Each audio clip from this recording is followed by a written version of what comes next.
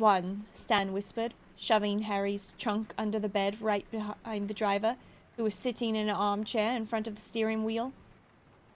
This is our driver, Ernie Prang. This is Neville Longbottom, Ern.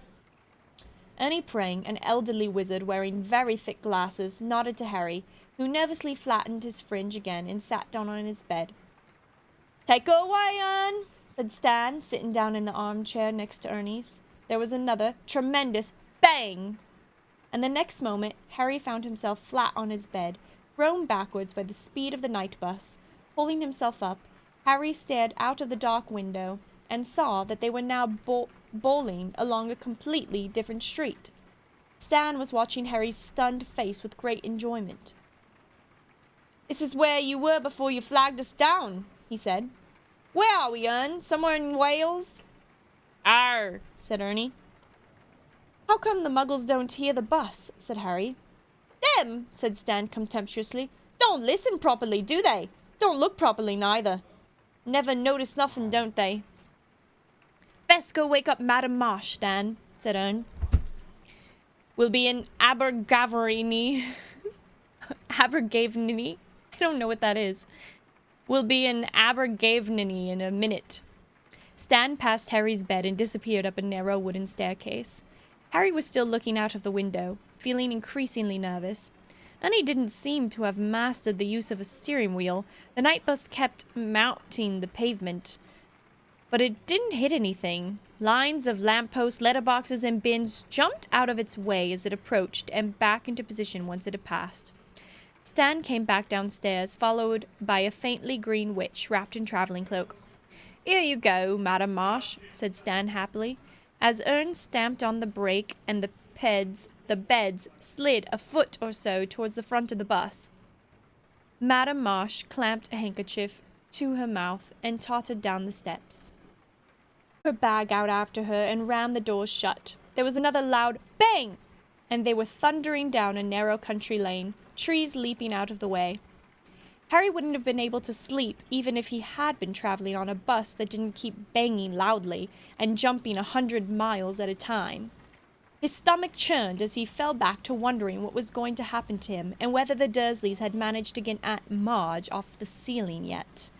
Stan had unfurled a copy of Daily Prophet and was now reading with his tongue between his teeth. A large photograph of a sunken-faced man with long matted hair blinked slowly at Harry from the front page. He looked strangely familiar. Okay, we're going to look at the picture. Look at that.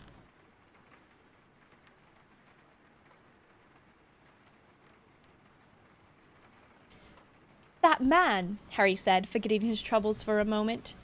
He was on the Muggle news. Stanley turned to the front page and chuckled. Sirius Black, he said, nodding. Course he was on the Muggle news, Neville. Where you been? He gave a superior sort of chuckle at the blank look at Harry's face, removed the front page and handed it to Harry. You ought to read the papers more, Neville. Harry held the paper up to the candlelight and read. Black, still at large. Sirius Black, possibly the most infamous prisoner ever to be held in Azkaban Fortress, is still eluding capture. The Ministry of Magic confirmed today. We are doing all we can to recapture Black, said the Minister of Magic, Cornelius Fudge, this morning, and we beg the magical community to remain calm. Fudge has been criticized by some members of the International Federation of Warlocks for informing the Muggle Prime Minister of the crisis. How dare he? Well, really, I had to do it, don't you know, said an irritable Fudge. Black is mad. He's a danger to anyone who crosses him, magic or Muggle. I have the Prime Minister's assurance that he will not breathe a word of Black's true identity to anyone. And let's face it, who'd believe him if he did? While Muggles have been told that Black is carrying a gun, a kind of metal wand, which Muggles use to kill each other, the magical community lives in fear of a massacre like that of 12 years ago, when Black murdered 13 people with a single curse. Harry looked into the shadowed eyes of Sirius Black, the only part of his sunken face that seemed alive. Harry had never met a vampire, but he'd seen pictures of them in his defense against the dark arts classes. He had seen pictures of them in his defense against the dark art classes, and Black, with his waxy white skin, looked just like one.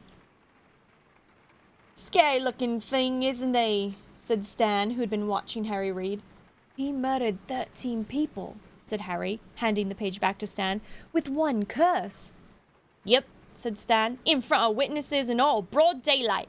Big trouble it caused, eh, Ern?" "Arr," said Ern darkly. Stan swiveled in his armchair, his hands on the back, the better to look at Harry. "Black was a big supporter of you-know-who," he said. "What, Voldemort?" said Harry, without thinking. Even Stan's pimples went white. Ern jerked the steering wheel so hard that the whole farmhouse had to jump aside to avoid the bus. "You out of your tree!" yelped Stan. "What'd you say his name for?" "Sorry," said Harry hastily. "Sorry, I forgot." "Forgot?" said Stan weakly. "Blimey, my heart starts going that fast." So Black was a supporter of you-know-who?" Harry prompted apologetically. "Yes, said Stan, still rubbing his chest. Retract that. Stan does not say yes. Stan says, "Yeah," said Stan, still rubbing his chest. "Yeah, that's right." What was that accent? was like suddenly in the Bronx or something. I need to get back into Stan mode. "Yeah," said Stan, rubbing his chest. "Yeah, that's right. Very close to you-know-who, they say. Anyway, when little Harry Potter paid to you-know-who," Harry nervously flattened his fringe down again, "all you-know-who supporters was tracked down, wouldn't they, Ern? Most of 'em knew it was all over, with you-know-who gone. And they came quiet, but not Sirius Black. I heard he thought he'd be in second in command once you-know-who had taken over. Anyway, they cornered Black in the middle of a street full of muggles, and Black took out his wand and he blasted half the street apart, and a wizard got it, and so did a dozen muggles. What got in the way? Horrible, eh? And you know what Black did then?" Stan continued in a dramatic whisper. "What?" said Harry. "Laughed," said Stan. "Just stood there and laughed. And when reinforcements from the Ministry of Magic got there, he went with 'em quiet as anything, still laughing his head off. 'Cause he's mad, isn't he, Ern? Isn't he mad?" "If he weren't when he went to Azkaban, he'll be now," said Ern, in his slow voice. "I'd blow myself up before I set foot in that place. Serves him right mind after what he did." "They had a job covering up, didn't they, Ern?" Stan said. "All street blew away, up and all, them muggles dead. What was it they said happened, Ern?" "Gas explosion," grunted Ernie. "And now he's out," said Stan, examining the newspaper picture of Black's gaunt face again. "Never been a breakout from Azkaban before, has Ern? Beats me how he did it. Frightening, eh? Mind I don't fancy his chances against them Azkaban guards, eh, Ern?" Ernie suddenly shivered. "Talk about something else, Stan. There's a good lad. Them Azkaban guards give me the cobbly-wobbles." Stan put the paper away reluctantly, and Harry leant against the window of the night bus, feeling worse than ever. He couldn't help imagining what Stan might be telling his passengers in a few nights' time. "Hear about that Harry Potter? Blew up his hat. We had him in here on the night bus, didn't we, Ern? He was trying to run for it." He, Harry, had broken a wizard law just like Sirius Black. Was inflating Aunt Marge bad enough to land him in Azkaban? Harry didn't know anything about the wizard prison, though everyone he'd ever heard speak of it did so in the same fearful tone. Hagrid, the Hogwarts gamekeeper, had spent 2 months there only last year. Harry wouldn't soon forget the look of terror on Hagrid's face when he had been told where he was going, and Hagrid was one of the bravest people Harry knew. That's why Hagrid was a Gryffindor. The night bus rolled through the darkness, scattering bushes and bollards, telephone boxes and trees. Someone from England tell me what a bollard is. Thanks. And Harry lay restless and miserable on his feather bed. After a while, Stan remembered that Harry had paid for hot chocolate. Oh, I love hot chocolate. But poured it all over Harry's pillow when the bus moved abruptly from Anglesey to Aberdeen.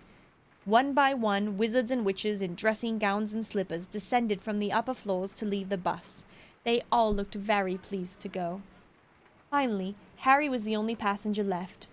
Right then, Neville, said Stan, clapping his hands. Whereabouts in London?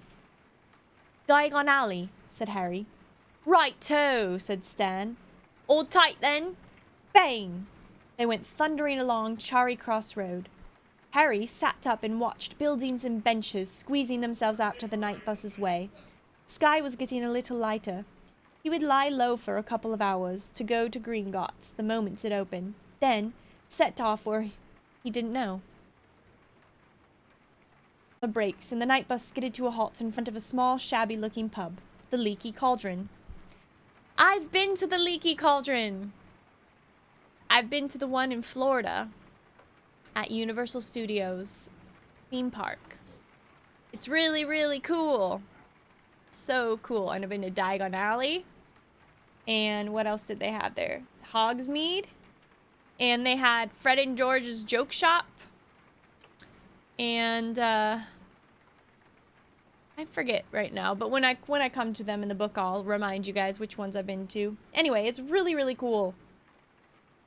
It's so cool. That's where I got this wand from Universal Studios theme park. It's a special infrared wand, and when you're at the theme park, you can use it to cast spells, and things actually happen in the park when you wave them a certain way. It's really, really cool. I hope I can go back there again. They now have one in Universal Studios Hollywood as well, but the one in Florida is bigger. Anyway, back to the book. Thanks, Harry said to Ern. He jumped down the steps and helped Stan lower his trunk and Hedwig's cage onto the pavement. Well, said Harry, bye then. But Stan wasn't paying attention. Still standing in the doorway to the bus, he was goggling at the shadowy entrance to the Leaky Cauldron. There you are, Harry, said a voice. Before Harry could turn, he felt a hand on his shoulder. At the same time, Stan shouted, Blimey, Ern, come here, come here! Harry looked up at the owner of the hand on his shoulder and felt a bucketful of ice cascade into his stomach. He had walked right into Cornelius Fudge, the Minister of Magic himself. Stan leapt onto the pavement beside them. Would you call Neville Minister? He said excitedly. Fudge, a portly little man in a long pinstriped cloak, looked cold and exhausted. Neville? He repeated, frowning. This is Harry Potter. I knew it! Stan shouted gleefully. Ern! Ern, guess who Neville is, Ern? He's Harry Potter! I can see his scar! Yes, said Fudge testily. Well, I'm very glad the night bus picked up Harry, but I need to step inside the Leaky Cauldron now. Fudge increased the pressure on Harry's shoulder, and Harry found himself being steered inside the pub. A stooping figure bearing a lantern appeared through the door behind the bar. It was Tom, the wizened, toothless landlord. Okay. Interesting thing I noticed. There was no headless creature or shrunken head. If you guys have seen the movie, there is a shrunken head that's Ern. When he says, take it away, Ern, it's not an old guy, it's a shrunken head. I never knew that I didn't realize that wasn't in the book. I probably did realize that wasn't in the book when I read the book in like 6th grade and then saw the movie. And I remember when I first saw this movie, I did not like it. I hated it because it changed so many things in the book. And I had just read the book because I was in middle school or something. And I just read the book and I was like, I want the movie to show me all the things that I enjoyed from the book and show me just like the book. And so many things in the movie were different than the book. So I was very frustrated at the movie. I didn't like it. I thought it was dumb. But years later, watching the movie again, after I had kind of forgot a little bit of the details of the book and just remembered the main story, I really liked the movie. And I've seen the movie probably another like 3 or 4 times since then, and I really like it. And it's one of the best Harry Potter movies. "You got him, Minister," said Tom. "Will you be wanting anything? Beer? Brandy?" "Perhaps a pot of tea," said Fudge, who still hadn't let go of Harry. There was a loud scraping and puffing from behind them, and Stan and Ern appeared, carrying Harry's trunk and Hedwig's cage, looking around excitedly. "How come you didn't tell us who you are, eh, Neville?" said Stan, beaming at Harry, while Ernie's owlish face peered interestedly over Stan's shoulder. "And a private parlor, please, Tom," said Fudge pointedly. "Bye," Harry said miserably to Stan and Ern as Tom beckoned Fudge towards the passage that led from the bar. "Bye, Neville," called Stan. He's still calling him Neville. Fudge marched Harry along the narrow passage after Tom's lantern, and then into a small parlor. Tom clicked his fingers, a fire burst into life in the grate, and he bowed himself out of the room. "Sit down, Harry," said Fudge, indicating a chair by the fire. Harry sat down, feeling goosebumps rising up his arms despite the glow of the fire. Ooh, he must be nervous then. Fudge took off his pinstriped cloak and tossed it aside, then hitched up the trousers of his bottle green suit and sat down opposite Harry. "I am Cornelius Fudge, Harry, the Minister of Magic. The Minister for Magic." Harry already knew this, of course. He had seen Fudge once before, but as he had been wearing his father's invisibility cloak at the time, Fudge wasn't to know that. Tom the innkeeper reappeared, wearing an apron over his nightshirt and bearing a tray of tea and crumpets. "I want tea and crumpets. That sounds delightful." You guys ever had tea and crumpets? Let me know in the chat if you've ever had tea and crumpets. He placed the tray on a table between Fudge and Harry and left the parlor, closing the door behind him. "Well, Harry," said Fudge, pouring out his tea, "you've had us all in a right flap. I don't mind telling you. Running away from your aunt and uncle's house like that. I'd started to think. But you're safe, and that's what matters." Fudge buttered himself a crumpet and pushed the plate towards Harry. I love scones. I don't know if scones are similar to crumpets, but I feel like maybe they're not. I don't know. But I love scones, and I love scones with some clotted cream, and that is hard to find here in the US. Let me know if you like clotted cream, or if you even know what I'm talking about. "Eat, Harry. You look dead on your feet. Now then, you will be pleased to hear that we have dealt with the unfortunate blowing up of Miss Marjorie Dursley. 2 members of the accidental magic reversal squad were dispatched to Privet Drive a few hours ago. Miss Dursley has been punctured." That's awful. She was punctured like a balloon. "And her memory has been modified. She has no recollection of the incident at all. So, that's that. No harm done." That's a bummer. Honestly, it would be much better for her to remember that incident, so she could learn what happens when you let your anger just roll away with you. You blow up like a balloon, lady. She needs to learn that. You took away a lesson from her, Fudge. That's why I'm glad you can't erase memories in real life. Fudge smiled at Harry over the rim of his teacup, rather like an uncle surveying a favorite nephew. Harry, who couldn't believe his ears, opened his mouth to speak, couldn't think of anything to say, and closed it again. You're worrying about the reaction of your aunt and uncle," said Fudge. "Well, I won't deny that they are extremely angry, Harry, but they are prepared to take you back next summer as long as you stay at Hogwarts for the Christmas and Easter holidays." Harry unstuck his throat. "I always stay at Hogwarts for Christmas and Easter holidays," he said. "And I don't ever want to go back to Privet Drive."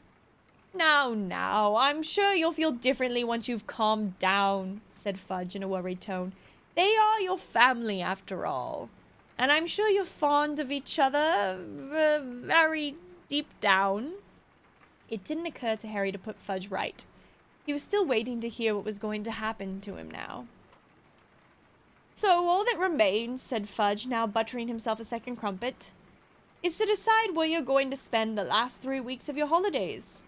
I suggest you take a room here at the Leaky Cauldron and... Hang on, blurted Harry. What about my punishment? Harry! Harry! Kids.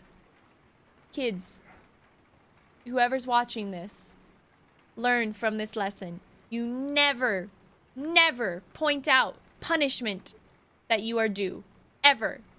I'm not saying lie, but I am saying if they already know what you did, don't point it out to them, okay? Like in this example, they already know what Harry did, but they didn't say anything about punishment. Harry doesn't need to bring up punishment. The truth is already out. It's not Harry's job. It might sound bad to just not point out that you deserve to be punished, but the truth is you shouldn't point out your own punishment. You just shouldn't. You need to be your own best advocate. And sometimes rules are not always ideal, I guess. They're not always fair. For example, the underage magic rule, it's not really fair, especially in the case who can't control it, right? So it's not really a fair rule in this situation, so why bring it up and get yourself punished? Fudge blinked. Punishment? I broke the law, Harry said. The decree for restriction of underage wizardry. Oh man, an older Harry wouldn't have said that. Future books, we will see Harry doesn't do that because he has a little bit more confidence in when he needs to break the rules to save the world, because sometimes rules need to be broken, especially to save the world. I broke the law, Harry said. The decree for restriction of underage wizardry. Oh, my dear boy. We're not going to punish you for a little thing like that, cried Fudge, waving his crumpet impatiently. It was an accident. We don't send people to Azkaban for blowing up their ants. It seems like something you should send someone to prison for, but blowing up your aunt in this case doesn't mean... This didn't tally at all with Harry's past dealings with the Ministry of Magic. Last year, I got an official warning just because a house elf smashed a pudding in my uncle's house, said Harry, frowning. The Ministry of Magic. Oh, hi! You've been sorted to Ravenclaw! Welcome to our fam... Wit beyond measure is the greatest treasure. Yeah, last year Dobby got him in trouble with the Ministry of Magic, and now they don't seem to care. What's that about? We'll find out. The Ministry of Magic said I'd be expelled from Hogwarts if there was any more magic there. Unless Harry's eyes were deceiving him, Fudge was suddenly looking awkward.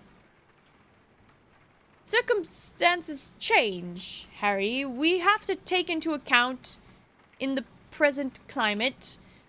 Surely you don't want to be expelled. Exactly, Fudge. Fudge gets what I'm talking about. Harry is the only child in the world who would be pointing out his punishment. And then when the person's like, we're not going to punish you, he's like, but wait, you should though, because you said you would. In this case, maybe Harry's learning something. I think he probably will learn something from this situation. But, if you ask me, he should have just let it go with Fudge, moved on, and then asked this question to Dumbledore later, because Dumbledore would give him an answer without making him be punished or anything. Anyway. Surely you don't want to be expelled. Of course I don't, said Harry. Well then, what's all the fuss about? Laughed Fudge airily. No, have a crumpet, Harry, while I go and see if Tom's got a room for you. Fudge strode out of the parlor, and Harry stared after him. There was something extremely odd going on. Why had Fudge been waiting for him at the Leaky Cauldron, if not to punish him for what he'd done? And now, Harry came to think of it, surely it wasn't usual for the Minister of Magic himself to get involved in matters of underage magic. Fudge came back, accompanied by Tom the innkeeper. Room 11's free, Harry, said Fudge. I think you'll be very comfortable. Just one thing. Puppy, I'm reading a book. You're not helping. Not helping. Did you stop?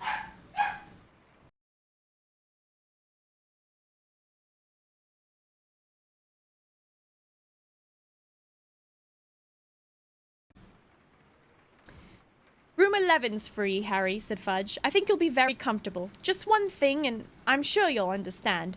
I don't want you wandering off into Muggle London, all right? Keep to Diagon Alley, and you're to be back here before dark each night. Sure you'll understand. Tom will be keeping an eye on you for me. Oh, okay, said Harry slowly. But why?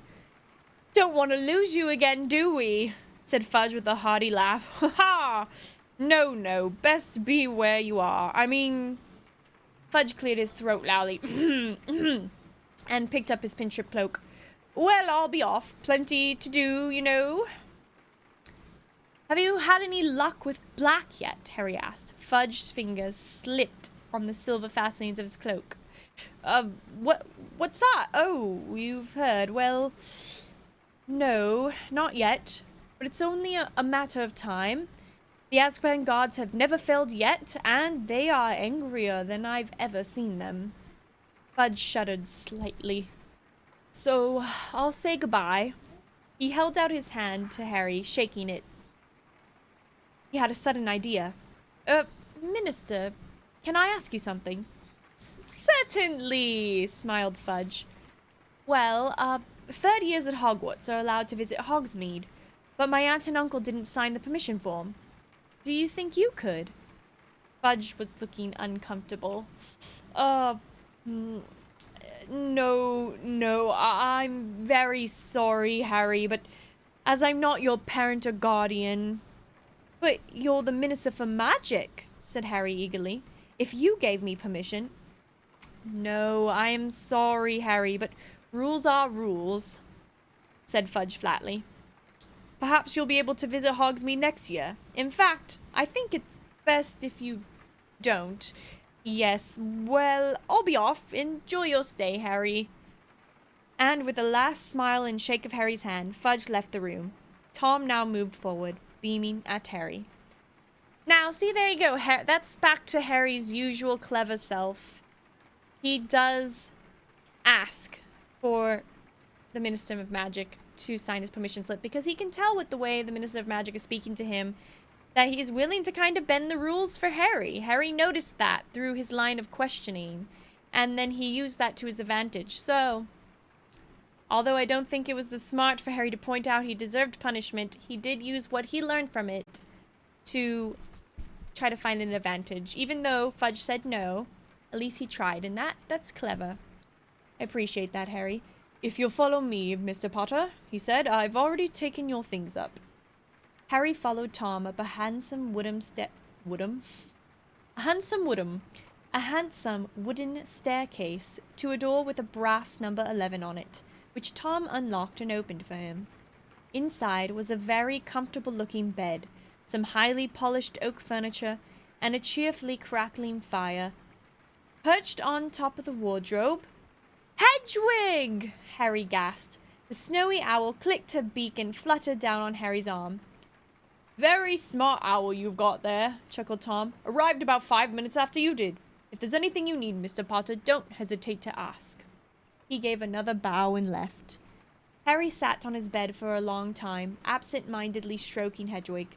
The sky outside the window was changing rapidly from deep velvety blue to cold steely grey, and then slowly to pink shot with gold.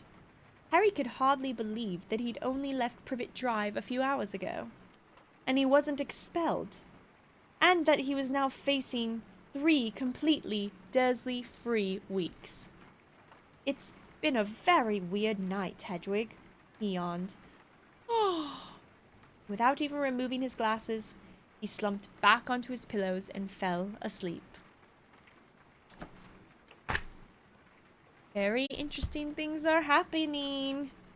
It's like a plot building chapter, because no questions really get answered in this, but lots of curiosity and plot is built, such as, why is there this dark creature in Harry's Muggle neighborhood? Why is it large, much larger than a wolf? Met this character named Stan, who I don't know if he's going to be important or not, but he was just an interesting character, and the point of his character was really just to give Harry a little bit more information about Sirius Black and the Azkaban prison, So now we know that this is going to be a big deal in the book probably because, well, first of all, the title, but also they brought it up again. And it's so big that even the Muggle universe knows about it as well. So that's kind of a big thing. And, why is the Minister of Magic coming to meet Harry and wondering about his whereabouts? Like, seems strange. She's never done that before. Even last year when he had magic and he got threatened for using magic, this year he's not getting threatened and the Minister of Magic gets involved even though he's not being punished. It does seem very strange. And so there's a lot of interesting plot being built here and not really any answers yet. But we did find Hedwig, so that's nice. Alright, so next time we'll be reading Chapter 4, The Leaky Cauldron. Hope you guys enjoyed our reading of Harry Potter and the Prisoner of Azkaban. And I will be back again, most likely on Monday evening, to read the next chapter. We'll read it live, and then we'll post it to YouTube, so if you miss any of the chapters, you can watch them again on YouTube.